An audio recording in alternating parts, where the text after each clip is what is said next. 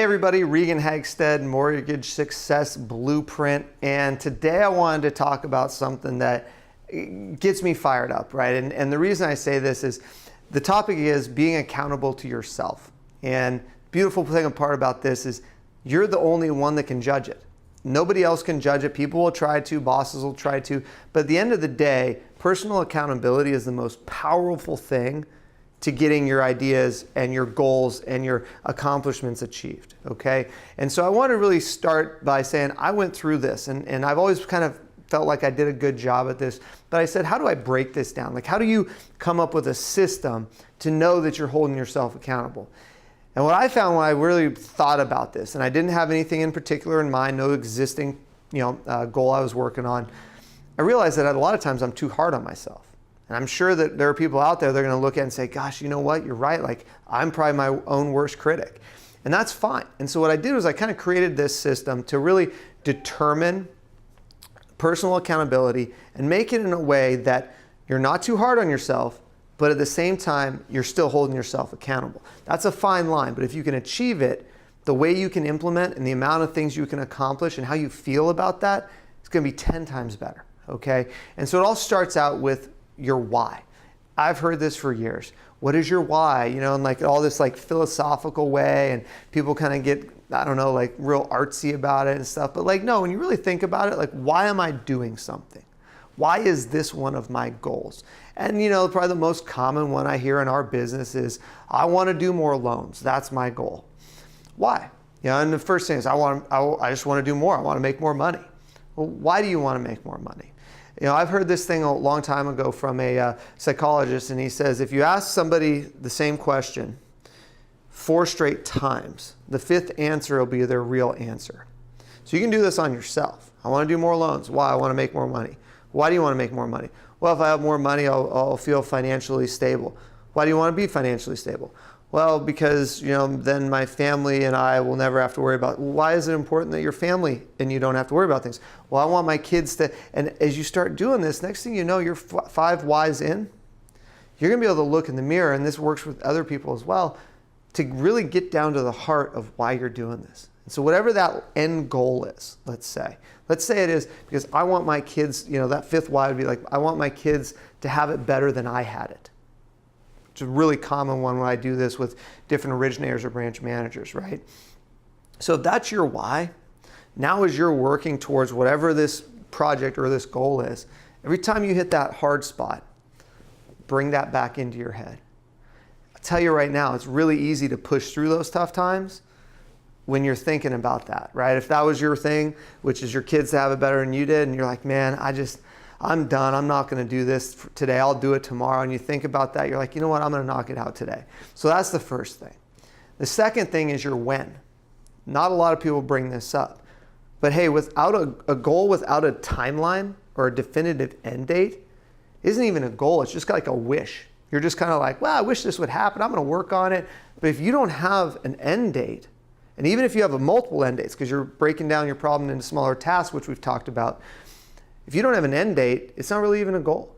And here's why the end date matters. Because that's how you hold yourself accountable to actually finishing what you started. Otherwise, it's a waste of time.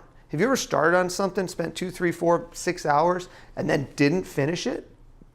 What could you have done with those 6 hours? I mean, it's insane. Like, I knew a guy who worked on this project for 3 weeks, couple hours every day. He got halfway through and he goes, man, Regan, I bit off way more than I can chew. I just don't think I can do it. And I looked at him, I said, you've spent 20 hours on this thing, at least maybe 30 hours. You could have taken a vacation. Like, you could have went 3 days out of town with the amount of time you spent on this, and you're gonna quit. He started thinking about it, he's like, no, you're right. But if you don't put dates on there, it's easy to step out and quit and stop.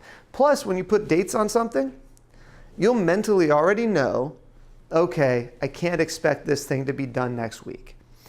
And that way you don't get discouraged. You know when the end date is. And 2, when you're halfway through or 3/4 of the way through, you know, there's that old Vince Lombardi quote of like, most people quit when they're on the 1-yard line, because in life you can't see the 1-yard line.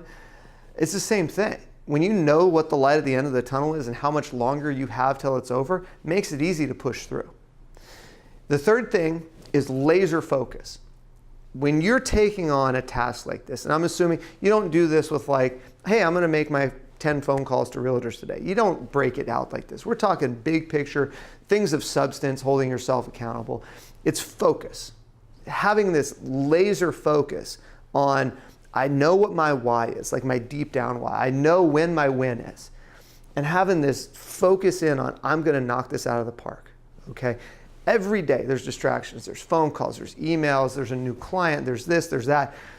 You have to be really brave to not let those things get in your head. You have to be really brave to sit down and say, you know what, that client that's brand new that just called in, I'm in the middle of a really important piece of my project, and I could really just jump on the phone and take this because I feel like I should. Don't. Have the courage that that client will still be there, and what you offer people is so valuable that they'll be there an hour or two later. And finish what you're doing.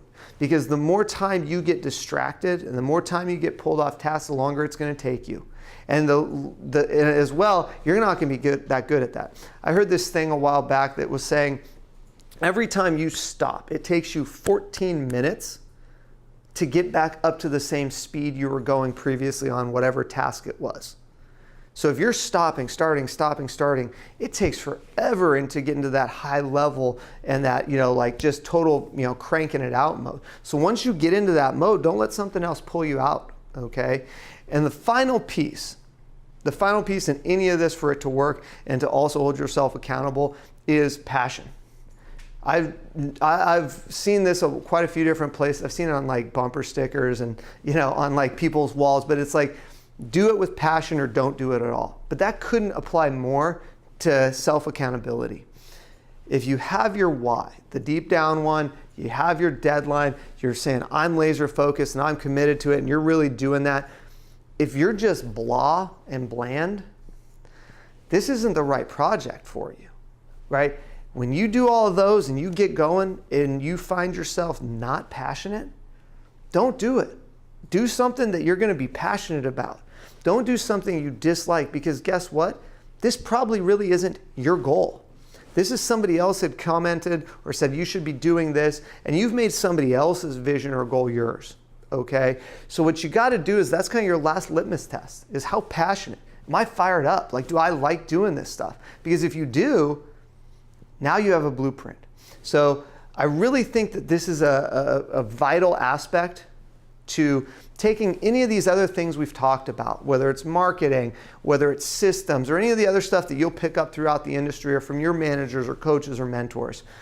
But when you have a defined way to implement it, it's going to take those other things and make them that much more impactful, okay?